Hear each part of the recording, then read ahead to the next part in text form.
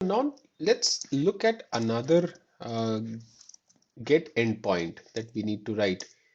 But this time, instead of returning all orders, we would request a specific order, right?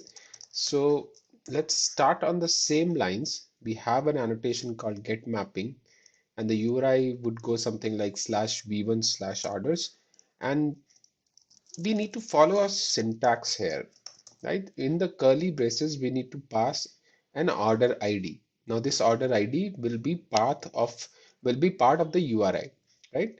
So there will be one minor change in the way we write this API. And since this is for a specific order, we expect a single order to be returned, right? And we can call this method as get order. Again, the name is up to you. But how do we pass this order ID to the function, right? So we'll use an annotation called path variable, right? And this is a string, and we can map it to a variable called order ID, right? And very simply, instead of returning a list of orders like we did in the previous one, we will return just a new order, and we will just pass the same, let's say order ID 1, right? So this syntax is what I wanted to highlight here, that you need to have a variable, a path variable, right? Which will be inside the curly braces.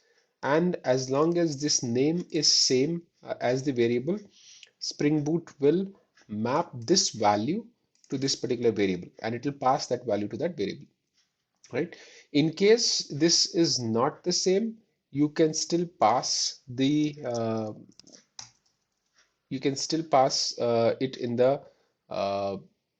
in this particular parameter, right? So let's say this is not order ID, I'm calling it order ID string, right? So this does not match with this variable name. So in this case, I can pass this as a parameter here as well, right?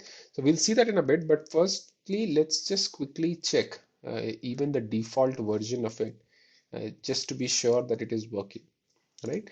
So I have an order ID now, which I'm going to pass in the URL, and let's see if it returns order 1 or not, right?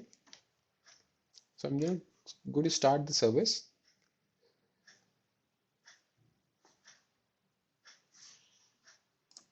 Let's go to the browser, and this time I will pass order 1, right? And as you can see, this works pretty well.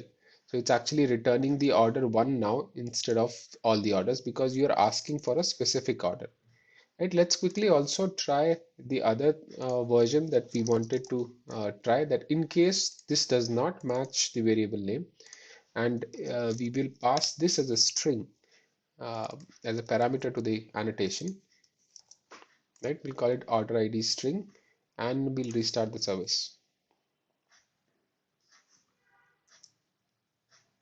And in fact, just to sort of prove that the order ID is actually getting passed or not, we'll just quickly print this value as well.